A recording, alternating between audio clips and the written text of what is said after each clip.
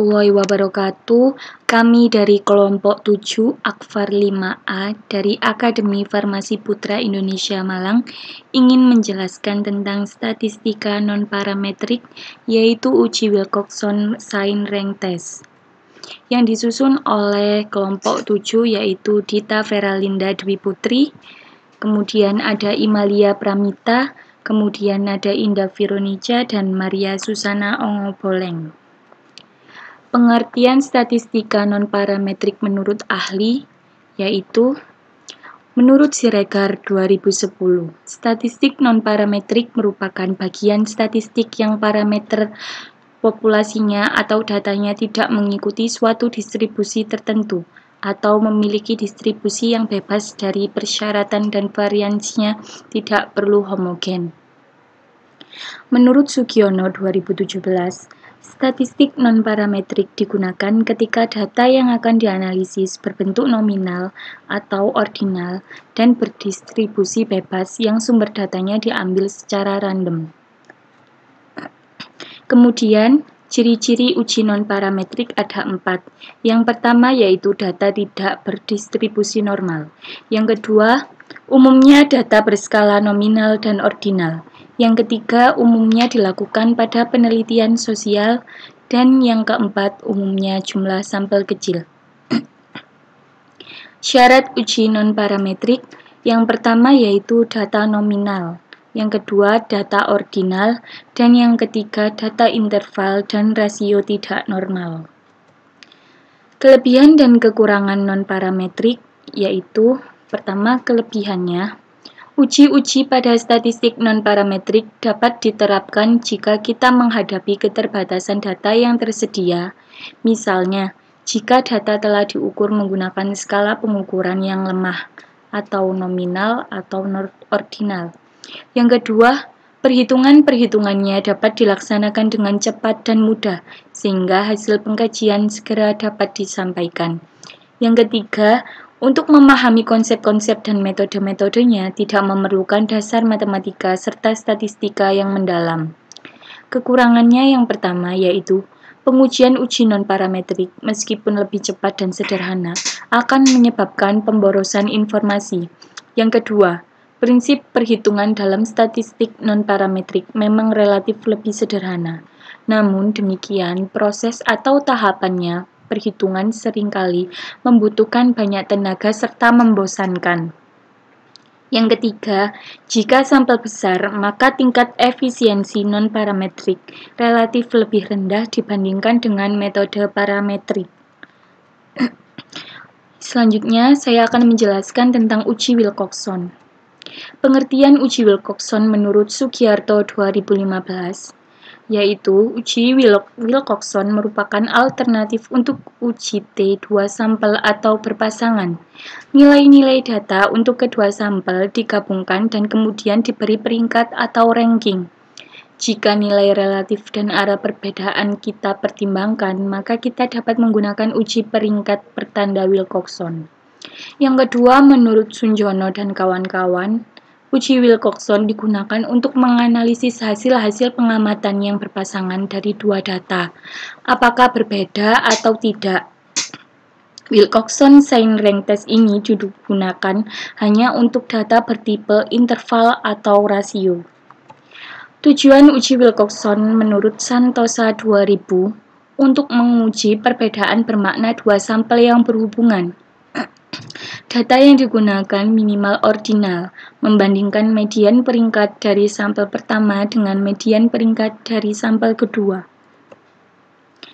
Kemudian ada rumus uji Wilcoxon, yaitu Z atau T sama dengan T dikurangi mu T per theta T sama dengan T dikurangi N kali N plus 1 per 4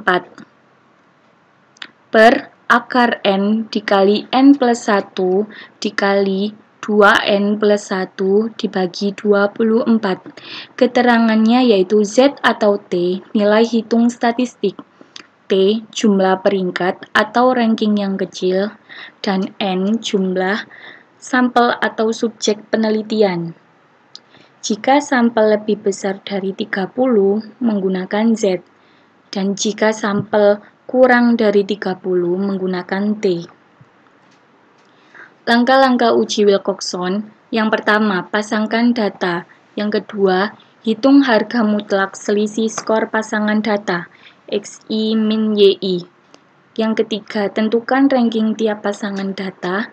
Yang keempat, isi kolom positif dan negatif dengan ranking tiap pasangan sesuai dengan tanda selisih pasangan data. Jika selisihnya positif, masukkan rankingnya ke dalam kolom positif. Jika selisihnya negatif, masukkan rankingnya ke dalam kolom negatif. Yang kelima, jumlahkan ranking pada kolom positif dan negatif. Yang terakhir, keenam, ambil jumlah yang paling kecil, Z hitung, lalu dibandingkan dengan tabel nilai kritis Wilcoxon atau Z-tabel. Kriteria pengujian. Yang pertama, jika Z hitung lebih besar dari Z tabel, maka H0 ditolak. Jika Z hitung kurang dari Z tabel, maka H0 diterima. Contoh soal, seorang dokter melakukan penelitian, ingin melihat pengaruh dari suatu obat. 8 orang pasien yang diambil secara acak diukur kapasitas pernafasannya. Sebelum dan sesudah diberikan obat tertentu, hasilnya sebagai berikut. Nilai Y didapatkan dari hasil pasien sebelum meminum obat, dan nilai X adalah hasil sesudah pasien meminum obat. Untuk nilai D-nya didapatkan dari hasil pengurangan dari nilai Y dan nilai X. Untuk nomor urutnya, kemudian nilai D itu diurutkan dari nilai yang terkecil sampai yang terbesar. Untuk mencari nilai R didapatkan dari tabel yang berwarna pink, yaitu dari ketentuan nilai D yang sama, hasilnya sama, kemudian nomor urut yang dihasilkan dari nilai D yang sama itu ditambahkan, kemudian dibagi sesuai nilai D yang kembar tadi. Rumusan hipotesis. H0 sama dengan tidak ada perbedaan sebelum dan sesudah menggunakan obat. H1 sama dengan ada perbedaan sebelum dan sesudah menggunakan obat. Menghitung T.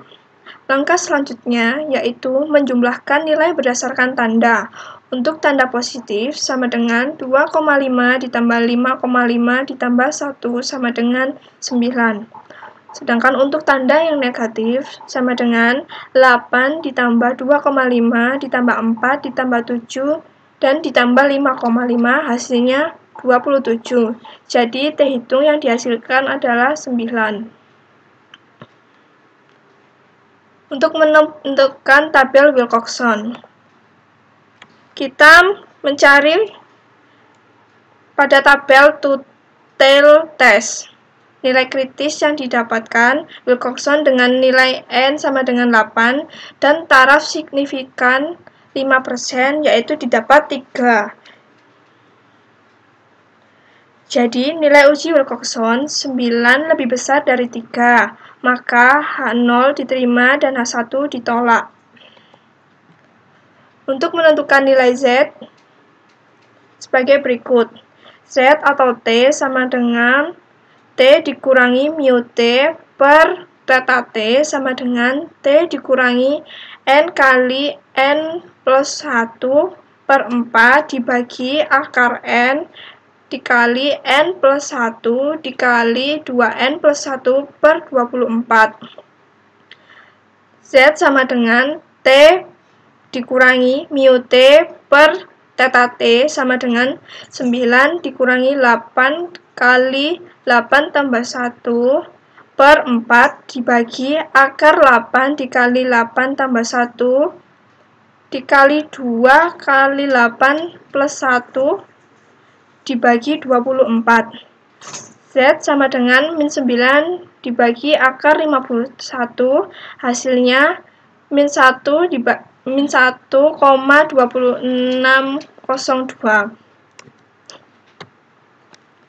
Berikut adalah tabel distribusi normal nilai Z. Nilai Z tabel pada uji dua pihak alfa dibagi 2 sama dengan 0,05 dibagi 2 yaitu 0,025. 0,05 adalah hasil dari alfa 5% yang dijadikan desimal dan diperoleh Z tabel yaitu 1,96. Kesimpulannya, nilai statistik hitung yang didapat adalah Z hitung min 1,2602 lebih kecil dari Z tabel adalah min 1,96. Jadi H0 diterima. Maka disimpulkan bahwa tidak ada perbedaan sebelum dan sesudah menggunakan obat. Berikut adalah contoh kurvanya. Ini adalah daftar pustaka yang kami dapatkan untuk mencari materinya. Terima kasih. Sekian dari penjelasan kelompok kami. Apabila ada salah kata ataupun penjelasan yang kurang, mohon dimaafkan. Wassalamualaikum warahmatullahi wabarakatuh.